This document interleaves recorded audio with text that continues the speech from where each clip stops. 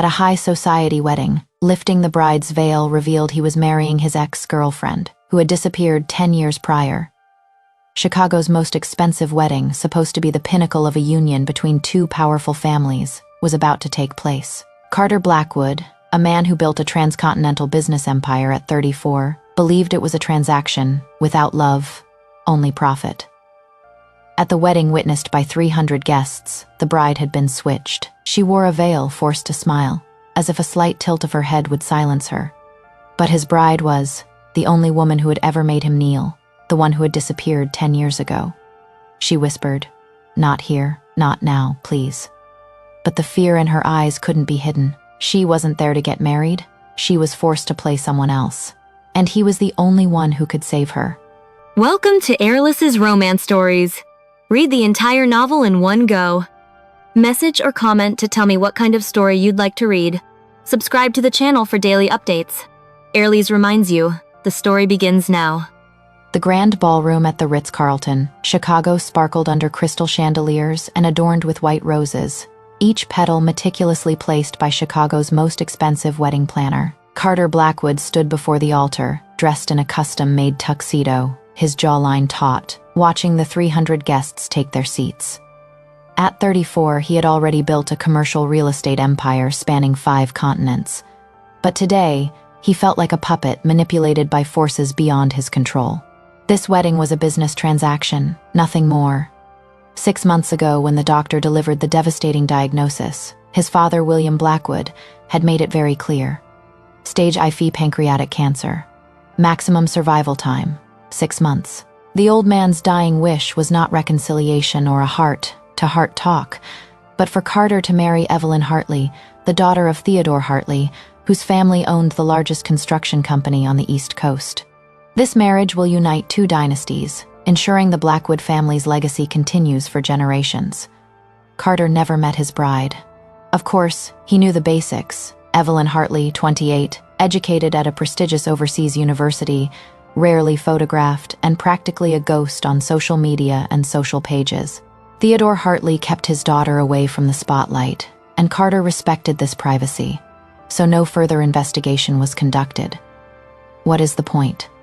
This marriage is about business, about fulfilling my father's last request, about responsibility. Love has nothing to do with it. His best friend and best man, Jason Parker, leaned closer and whispered, "You don't have to do this, Carter. Your father will understand." Carter's blue eyes remained fixed on the ornate doors at the back of the banquet hall. "He is dying, Jason. That is the only thing he asked me to do. He is asking you to give up your life." The day I took over Blackwood Enterprises at 23, I had already given up on having a life, Carter replied calmly. "This is just another merger." The string quartet began playing Pachelbel's canon, and the guests stood up. Carter's heart pounded in his chest, though his expression remained impassive. Years of training in high-stakes negotiations had taught him to never reveal his emotions or show any weakness. But when the door opened and the bride appeared, something deep inside him changed. She wore a traditional wedding dress, with a long veil that completely covered her face. A waterfall of ivory silk and delicate lace flowing behind her like a river. Her father, Theodore Hartley, a silver-haired man with sharp features and calculating eyes, took her arm and began to slowly walk toward the altar. Carter noticed that the bride's steps were measured, almost reluctant, and the white peony bouquet in her hands trembled slightly. She was trapped just like him. This idea brought him an unexpected sense of closeness. They were all victims on the altar of family obligations and business heritage. Perhaps they could find some mutual understanding in their shared imprisonment. Perhaps this arranged marriage didn't have to be entirely tragic. When Evelyn and her father arrived at the altar, Carter carefully observed everything he could see about the bride. She was petite, even in high heels. She was several inches shorter than him, who was 6 feet 2 inches tall. Her dress was elegant and dignified, with long sleeves and a high collar, suggesting either personal preference or the conservative influence of her father. Through the veil, he could only see the most indistinct outline of her facial features. The round-faced pastor began the ceremony with a benevolent gaze, speaking of love and commitment in traditional language, which, given the circumstances, felt almost mocking. Carter barely heard it. His attention was drawn to a detail he hadn't noticed before. The bride's hands, even holding the bouquet, they showed signs of labor. Not the soft manicured hands of someone who had never done a day's work, but hands that had handled tools, created things, and lived outside the ballroom and the boardroom. Who exactly is Evelyn Hartley? The ceremony was conducted with mechanical precision. They recited oaths that Carter knew neither side believed. When the pastor asked if anyone objected to the marriage, Carter almost hoped someone would step forward and rescue them from this farce. But the banquet hall remained silent, save for the sound of expensive shoes moving on the marble floor. But Theodore Hart stared at him with eagle-like intensity, while Carter's own father, sitting in a wheelchair in the front row, looked weak and ashen, his eyes pleading with his son to hold on. Carter reached steadily for the veil, his mind already categorizing this moment as just another uncomfortable business dinner, another necessary discomfort in the pursuit of a greater goal. He slowly lifted the delicate fabric, first revealing a pointed chin, then full lips painted a soft pink, then a straight nose, and finally, his hand froze. Time seemed to stand still. Carter stared at the face before him, his brain refusing to process what his eyes were seeing. This is impossible. This can't be true. His chest tightened, and for the first time in over a decade, Carter Blackwood felt the world tilt beneath his feet. The woman standing before him, the woman he had just married, the woman who should have been Evelyn Hartley's woman, was someone he knew, someone he once knew intimately, a person he had loved wholeheartedly 10 years ago before she disappeared from his life. Without explanation, without farewell, without a trace. Sophia. The name escaped his lips, whispered so softly that only she could hear it. Her brown eyes met his, and in them he saw a fleeting pain, awareness, and something else. Fear. It is not Evelyn Hartley. It is Sophia Morgan.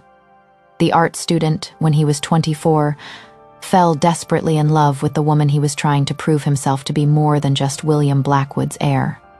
The woman who made him laugh, challenged him, and saw through his money and name to his inner personality. The woman who disappeared without warning, left only a short note saying she had to go, that their worlds were too different, and that he should forget her. He never forgot her, and now she is his wife. The guests grew restless, awaiting the kiss that would seal their union. Carter's mind raced through impossible calculations. Why was Sophia impersonating Evelyn Hartley? Where was the real Evelyn? Did Theodore Hartley know about the deception? How could Sophia be wearing a wedding dress, ready to marry him, in what should have been a prearranged business merger? Her eyes pleaded silently with him. Not here, not now, please. Carter made his decision in an instant, relying on the instincts he had honed over years of dealing with corporate betrayal. He'll play along now, but he'll get the answer. He leaned forward and pressed his lips to hers. The kiss, which should have been brief and pure, rekindled something he thought had died years ago. Applause erupted in the banquet hall, but Carter could barely hear it. All he could feel was the trembling of Sophia's lips, the ghost of memories, and a certainty. Nothing about this day, about his life, would ever be the same again. The wedding reception was spent in a blur of champagne toasts, forced smiles, and the suffocating pressure of unresolved issues. Carter handled it all with a practiced composure, an instinct born from attending hundreds of corporate events, shaking hands, accepting congratulations, and playing the role of a satisfied groom. But his eyes never strayed from Sophia, or rather, who she should be now. She perfectly portrayed Evelyn Hartley. She smiled subtly, spoke softly when approached, and whenever Theodore Hartley was nearby, she would gently place her hand on Carter's arm. But Carter noticed the small details that others missed. The way her fingers tightened around the champagne glass when someone mentioned the Hartley family history. The brief moment of terror when an older woman asked about her time at the Swiss boarding school. And those careful, almost rote answers that suggested she had memorized a life that wasn't hers. During their first dance, Carter finally had a chance to speak to her privately, despite being surrounded by 300 pairs of eyes. "We need to talk," he said in a low voice, guiding her across the dance floor in a waltz he had learned specifically for this occasion. "Not here," Sophia whispered, her body tensing in his arms. "Carter, please. I can explain everything, but not here. You disappeared for 10 years. 10 years, Sophia. Now you reappear as someone else's daughter, marrying me in a pre-arranged business deal. I feel I deserve some immediate answers." Her brown eyes filled with tears, which she quickly blinked away upon closer inspection. He could see the changes brought about by time. She was thinner than he remembered, and there were shadows under her eyes that makeup couldn't completely conceal. She had a weariness about her that he didn't have in the carefree art student he had fallen in love with. Whatever happened in the past decade has left its mark. "The real Evelyn is safe," Sophia said calmly, her lips barely moving. "This is all I can tell you right now, please, Carter. Trust me for a few more hours. Once we're alone, I'll tell you everything." "Trust you," Carter's voice was low but sharp. "You left me without a word. You broke my heart and vanished like smoke. Why should I trust you now?" "Because I've never stopped loving you," she whispered, the raw honesty in her voice taking his breath away. "Not a single day." Before Carter could respond, the song ended, and Theodore Hartley appeared beside him, his smile not touching his cold, gray eyes. "It is time for father and daughter to dance," Theodore announced, extending his hand to Sophia. "If you'll allow it, Carter." Carter watched Sophia being led away, noticing how her entire posture changed around Theodore. She became smaller, more submissive, and her eyes lowered. Theodore held her too tightly as they danced, and Carter saw him lean down and whisper something in her ear that made her turn pale. Jason appeared next to Carter with 2 glasses of whiskey. "You look like you've seen a ghost." "More or less," Carter muttered, taking the drink and gulping down the hot liquid. "How much do you know about Evelyn Hartley?" Jason raised an eyebrow. "Your wife?" "Not much. Theodore keeps her locked up in the tower like Rapunzel. Rumor has it she has always been sick, or maybe he is just controlling her." "Why?" "I am just curious about the woman I married. It is a bit late to do due diligence, don't you think?" Jason scrutinized him. "What is wrong, Carter? You've been acting strange ever since you lifted that veil." Carter can't tell Jason the truth, at least not now, when he doesn't even understand it himself. "It is just that the reality of what I did is settling in." The wedding banquet continued, cutting the exquisite 5-tiered cake, more toasts from people Carter barely knew, and bouquet tossing, which Sophia performed with mechanical precision. Throughout the process, Carter's thoughts raced through a variety of possibilities, each one more unsettling than the last. If Sophia is impersonating Evelyn, where is the real woman? What happened to her? Is this some kind of elaborate hoax, or was Sophia forced into this deception? What role does Theodore Hartley play? The man watched Sophia like an eagle stalking a mouse. His presence was both protective and threatening. As night fell and the guests began to leave, Carter's father requested a private moment. William Blackwood looked even more vulnerable in his wheelchair. His once powerful body was now skin and bones, but his mind remained sharp.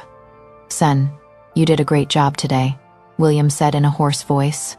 "This merger will secure everything we've built. The Hartley construction contract will guarantee Blackwood Enterprises' dominance for the next 50 years. Dad, I need to ask you something." Carter knelt down beside the wheelchair. "How much do you know about Evelyn Hartley?"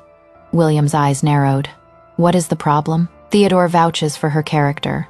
She is educated, well-mannered, and comes from a good family. What more do you need to know? Did you really see her before today?" "No, but Theodore showed me photos, academic records, and recommendation letters from her overseas schools. Everything was in perfect order." William gripped Carter's hand with surprising strength. "Why are you asking? Is there a problem?" Carter looked into his father's dying eyes and made his choice. His father only has weeks, maybe days, left. Adding stress and worry will only hasten his end. Whatever happens to Sophia and the Hartley family, Carter will handle it himself. "Nothing's wrong," Carter lied. "I just wanted to get to know my wife." "Very good. She seems to be a lovely girl, quiet, obedient, and well-mannered. She will give you a strong heir to continue the Blackwood name."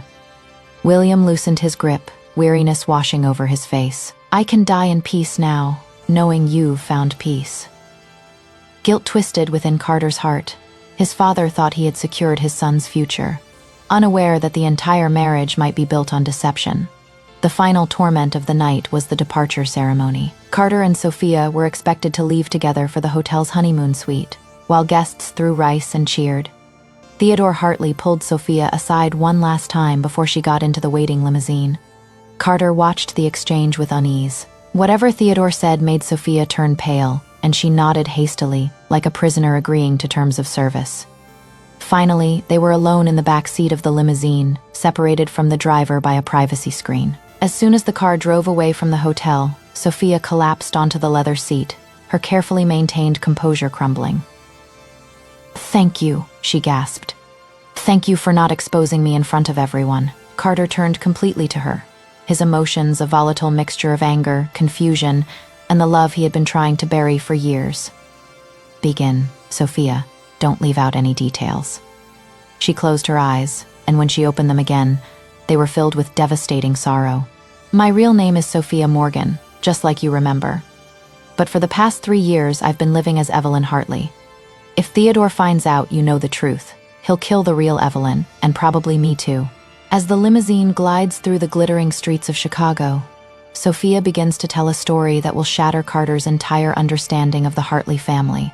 His father's meticulously planned business merger, and the woman he has never stopped loving. Sophia's hands trembled as she reached out to remove the delicate hairpins securing her veil.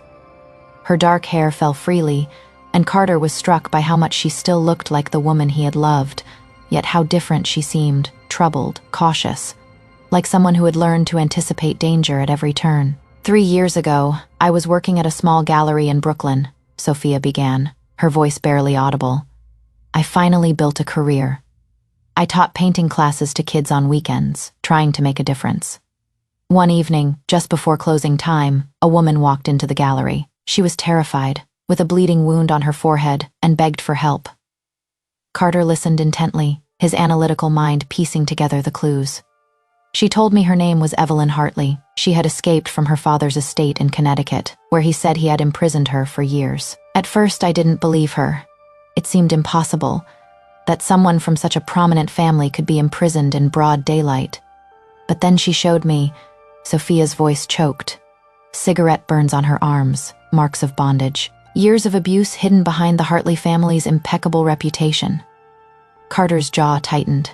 He had done business with Theodore Hartley and had shaken the man's hand just hours before. The thought sent chills down his spine. Evelyn explained that her mother died when she was 12, and Theodore slowly isolated her from the world. He homeschooled her, controlled every aspect of her life, and treated her as a pawn in business deals. When she turned 18, he began arranging marriages for her with wealthy men. These marriages never took place because Evelyn would have panic attacks or try to run away. Theodore would tell everyone she was sick and unstable, and then tighten his control. The limousine turned onto Michigan Avenue, passing shop windows decorated with late spring flowers. The normalcy of the city outside stands in stark contrast to the darkness revealed by Sophia. I hid her in my apartment that night, Sophia continued. We called the police, but when they went to Hartley Estate, Theodore had files from 3 different psychiatrists saying Evelyn suffered from severe paranoid schizophrenia. He had medical records, prescriptions, and years of written evidence proving his daughter had a mental illness. The police mistook her for an escaped mental patient and wanted to return her to his custody. So you ran away, Carter said, understanding beginning to emerge. We all escaped. I had some savings, and Evelyn managed to grab some jewelry she could sell. We went to a women's shelter in Philadelphia and then moved to a safe house in Baltimore. For 6 months, we lived like fugitives, while Evelyn tried to build a case against her father. But Theodore Hartley had connections, judges, lawyers, police chiefs. Every time we thought we were safe, he would find us. Sophia's eyes filled with tears. Then Evelyn got sick, really sick. She started having epileptic seizures and severe headaches. We took her to a free clinic, and they found a brain tumor. The doctor said it could be operated on, but the surgery would cost nearly $200,000. We have nothing. We live in a basement apartment and work under aliases in restaurants and house cleaning. Without hesitation, Carter reached out and took her hand, which she gripped tightly as if it were a lifeline. I sold everything I owned, but it wasn't enough. Evelyn was dying, and I was desperate. That is when Theodore found us. Sophia's voice hardened. He showed up at our apartment with a proposal. He would pay for Evelyn's surgery and ongoing medical care. He would place her in a private institution so she could recover in peace. He would set up a trust fund for her so she would never have to depend on him again. All she had to do was let me take her place. Why? Carter asked, even as he began to understand the twisted logic. Because of you, Sophia said, looking him straight in the eye. Your father spoke with Theodore about your marriage to Evelyn. This business merger is worth billions for both families. Theodore can't admit that his daughter ran away or that he has been abusing her. That would ruin his reputation and his deals. So he needs someone to impersonate Evelyn, at least until the wedding. And you agreed to this. Evelyn is dying, Carter. The tumor is growing. Without surgery, she has at most 2 months left. What should I do? Let her die to protect myself? Sophia's voice was full of emotion. I love her like a sister. Ever since... She stopped. But Carter knew what she was going to say. Ever since Theodore's deal included another condition, Sophia continued bitterly. I can never tell anyone the truth, especially not you. He has someone watching Evelyn every day at the medical facility. If I deviate from his script, if I try to expose him, if I tell you who I really am, he'll withdraw her medical care and make sure she disappears permanently. He has bribed the doctors, the staff, everyone. Evelyn is still his prisoner, just in a different cage. The limousine drove back to the Ritz-Carlton Hotel, and Carter realized they had been driving in circles, while Sophia told her story. The driver's voice came through the walkie-talkie asking if they were ready to go to the honeymoon suite. Give us a few more minutes, Carter instructed, then turned back to Sophia. Why didn't you contact me when you first ran away? Why didn't you come to me for help 3 years ago? Sophia looked away, and new tears slid down her cheeks. Because when I left you 10 years ago, it wasn't because our worlds were too different, or because I didn't love you. It was because your father paid me to leave. These words struck Carter like a physical blow. What? William came to my apartment while you were away on business.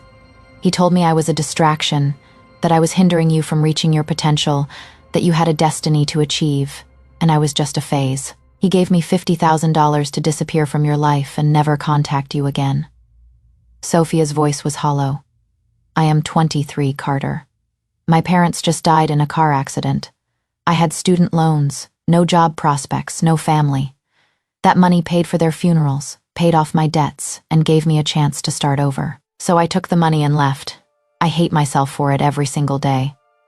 Carter felt his world tilting again, and the foundations of everything his father believed in were crumbling.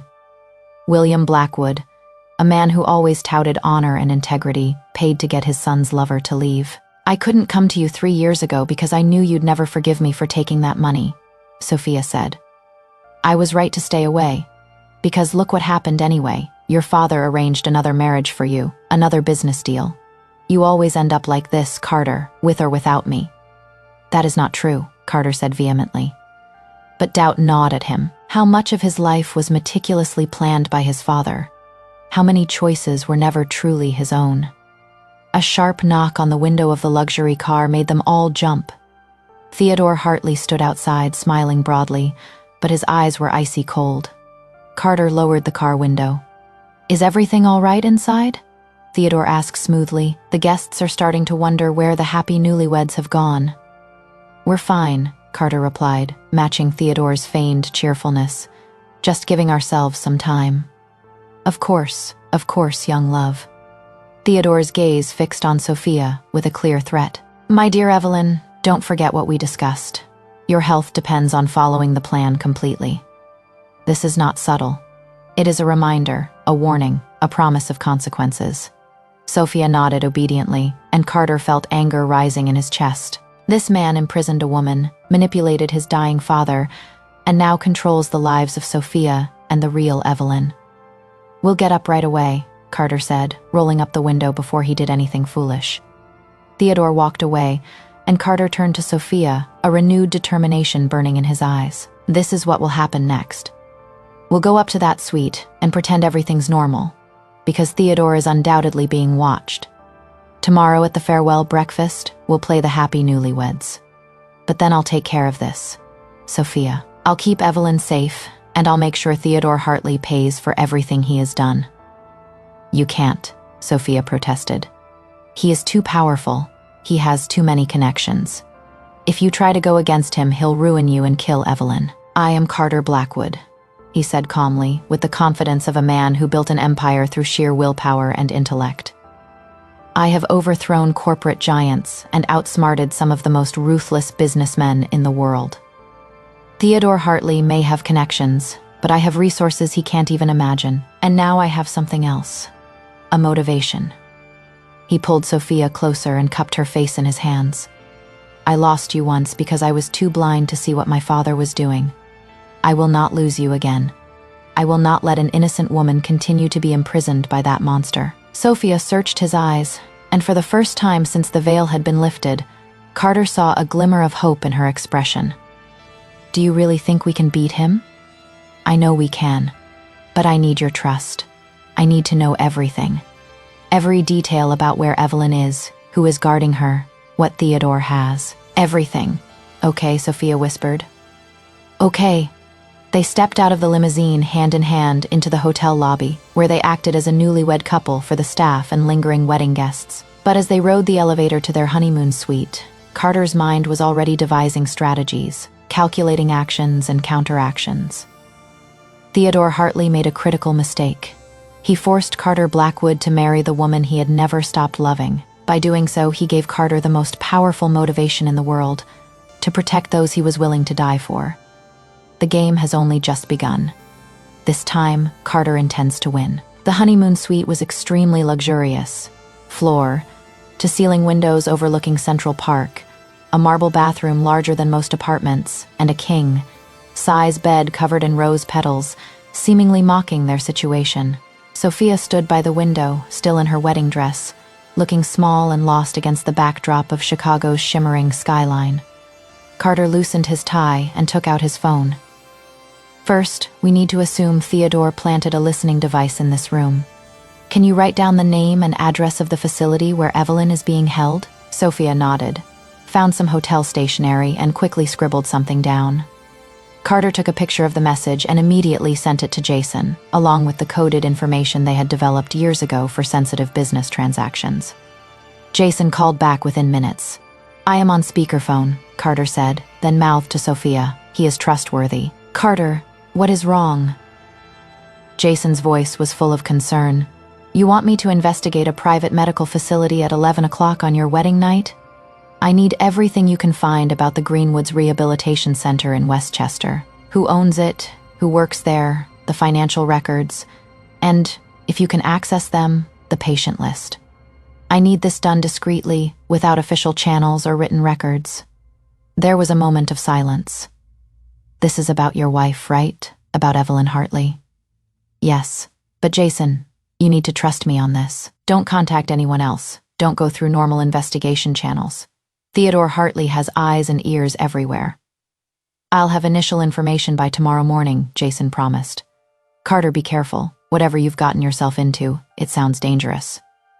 After hanging up, Carter turned to Sophia. "Tell me everything about that institution. The guard shifts, which doctors can be trusted, how often Theodore visits." For the next 2 hours, they carefully examined every detail. Sophia was allowed to visit Evelyn twice under close supervision, enough to learn about the basic layout and daily procedures. The facility was small and upscale, with only 12 patients and 20 staff. Theodore had installed his own security team in addition to the regular medical staff. Evelyn's surgery was a success, Sophia explained, sitting cross-legged on the floor surrounded by documents, looking more like the art student Carter remembered. "She has been recovering for 8 weeks now. The tumor is gone, but the doctors say she'll need at least another month of intensive care before she is strong enough to leave. Theodore is paying all the bills. Every single penny, about $30,000 a week." Sophia's expression darkened. "He visits her every Sunday, ostensibly as a caring father, but in reality, he is reminding her that he controls her life. If I don't play my role perfectly, she'll suffer." Carter paced back and forth in the suite, his mind racing through various possibilities. The wedding was yesterday, technically today. Tomorrow is a farewell breakfast with both families.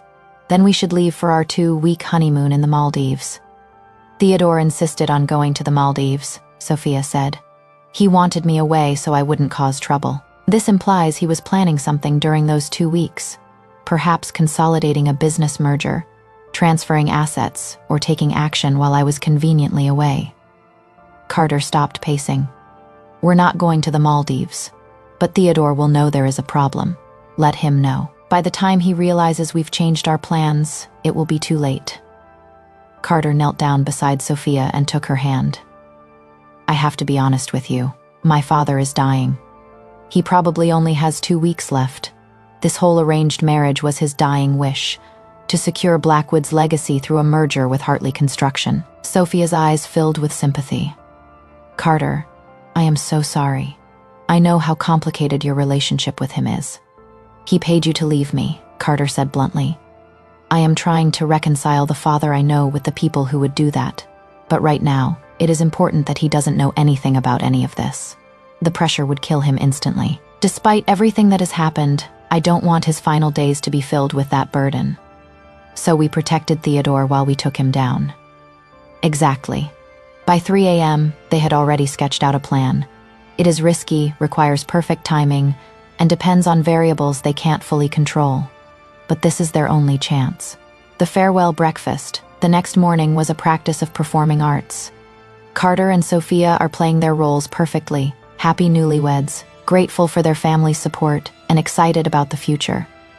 William Blackwood looked happier than Carter had seen in months, and believed his son was settled and secure. Theodore Hart observed everything with a calculating eye, but seemed satisfied that his plan remained intact. We're actually postponing our Maldives trip, Carter casually announced over coffee. Sophia mentioned she has always wanted to see the vineyards in Napa Valley, and I think we should make that our honeymoon destination. More romantic, less travel fatigue.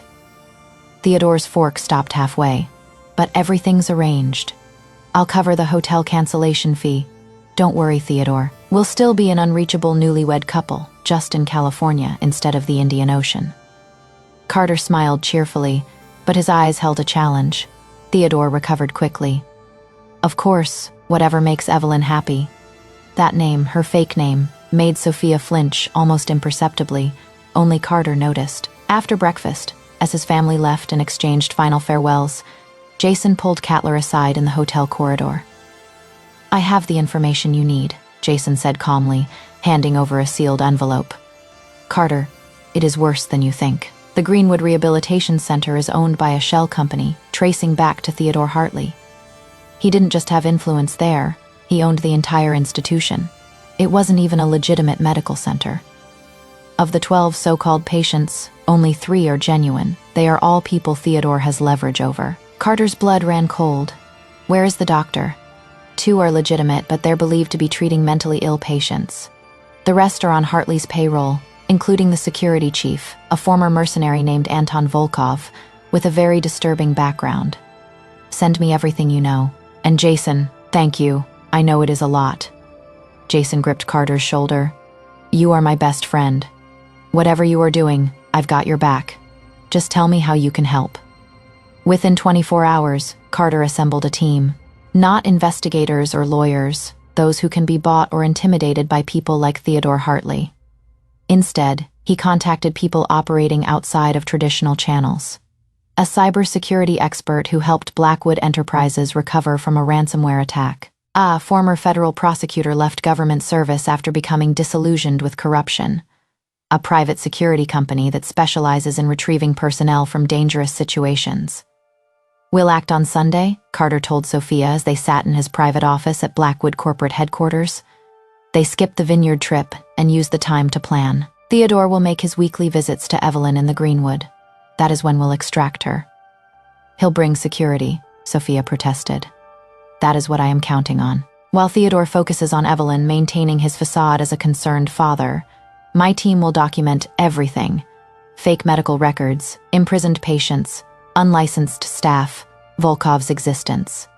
We'll have enough evidence to bury him. If something goes wrong, Carter pulled her closer, then we'll get used to it. But Sophia, I assure you, Evelyn will be free Sunday night. Theodore Hartley will never threaten either of you again. Sunday arrives, clear and transparent. Carter watched from his surveillance car, parked 2 blocks away from the Greenwood Rehabilitation Center, as his team took their positions. Sophia sat beside him, her hand clenched so tightly he felt his blood drain away. but he didn't complain. Theodore has just entered the building. A member of the security team reported through his headset. 2 bodyguards are with him, and Volkov is at the front desk. Cybersecurity team, begin operations, Carter ordered. The organization's security system completely shut down as planned and was replaced with loop recordings to conceal what was about to happen. Carter's extraction team, disguised as fire inspectors, entered through a side door remotely unlocked by cybersecurity experts. "We've spotted the target," a whisper came through the headset. Woman, nearly 30, matches the description. She is in room 207. Is she alone? Number Theodore Hartley is with her now. He is. Wait. Something's happening. Carter's heart pounded, and silence filled his headphones. Then a new voice came through. Female, weak but firm. "Is this Carter Blackwood? Sophia told me you might come. Please hurry. He knows something's wrong. He is on the phone." Evelyn, the real Evelyn, managed to obtain a team member's communication device. "We're coming to pick you up now," Carter said. "Stay calm." What followed unfolded with a chaotic precision. Theodore realizes the security system has been compromised and tries to evacuate Evelyn. But Carter's team blocks the exits. The former federal prosecutor arrived with an emergency court order obtained through a compassionate judge, accompanied by real police officers, who were vetted to ensure they weren't on Theodore's payroll. His meticulously built empire begins to crumble as Theodore confronts his sham medical facility, his imprisoned daughter, and years of evidence of abuse. He threatened, yelled, and tried to use connections. But Carter anticipated every step of the way. "You made a critical mistake," Carter told Theodore as the police handcuffed him and took him away. "You thought I'd be like you, willing to sacrifice everything for the business. But I am not my father. I am not you. There are things more important than mergers and money." The real Evelyn Hartley was taken to a legitimate hospital, where doctors confirmed that her surgery was progressing well. Sophia stayed by her side, watching them together. 2 women who had endured so much hardship. Carter felt a shift in his understanding of what truly mattered in life. 3 days later, his father passed away peacefully in his sleep, never knowing the truth about the Hartley family. At the funeral, Carter delivered an honest eulogy about the complexity of his father, a man who built an empire but also made devastating choices in the pursuit of his legacy. Carter chose to remember the good parts while acknowledging the hurts, finding peace in the nuances of their complex relationship. 6 months later, Carter stood in a small gallery in Brooklyn, Sophia's gallery, which he had helped her reopen. Her paintings are displayed on the wall, vivid expressions of trauma transformed into beauty. Evelyn, now healthy and strong, is working as a gallery manager and finally living the independent life she has always dreamed of. "Are you ready?" Sophia appeared beside him, wearing a simple white dress. They are going to get married again. It is not because of business or obligation, but because they choose to do it. This time, there were only 20 close friends, Jason, Evelyn, and a few important family members. There was no orchestra, no 5-tiered cake, and no performance for the public. Only truth, love, and a future commitment built on choice, not responsibility. As Carter slipped a simple gold ring onto Sophia's finger, he thought of the journey that had brought them here. Betrayal and reunion, danger and redemption, loss and salvation. They all became prisoners in their own ways, trapped by their environment and the expectations of others. But now they are free. "I love you," Sophia whispered as they sealed their vows with a kiss. "I love you too," Carter replied. "I will always love you, and always will." Outside the galleries, Chicago continues its perpetual movement, with millions living their independent lives. But inside, in that small space filled with art, light, and the most important person, Carter Blackwood finally understood something his father had never understood. The greatest legacies are not measured in dollars or business empires. It is measured by the courage to choose love over fear, truth over convenience, and the strength to build a life that respects both responsibility and one's inner self. Theodore Hartley has been convicted on multiple charges, including kidnapping, fraud, and abuse. His business empire was dismantled, and his assets were distributed to his victims. The exposure of the shell companies that funded his crimes led to widespread reforms in private healthcare institutions. Carter restructured Blackwood Enterprises, taking a step back from the relentless expansion. His father demanded and focusing instead on ethical business practices and work-life balance. He found that success, measured by happiness rather than profit margins, was far more satisfying. Sophia, the one who had been paid to disappear from Carter's life, became the center of his life. His companion, his conscience, his reminder. Some gambles are worth taking, some battles are worth fighting, and some loves are worth waiting 10 years to regain. Their story did not end with a wedding. It started from there. Two people shattered by circumstances beyond their control find the courage to build something new together. Something real, something that can't be bought, sold, or arranged by anyone. Something that can only be decided by themselves. That, Carter thought, watching Sophia and Evelyn laughingly discuss the gallery's plans for the next exhibition, is the greatest victory Faithy and Faye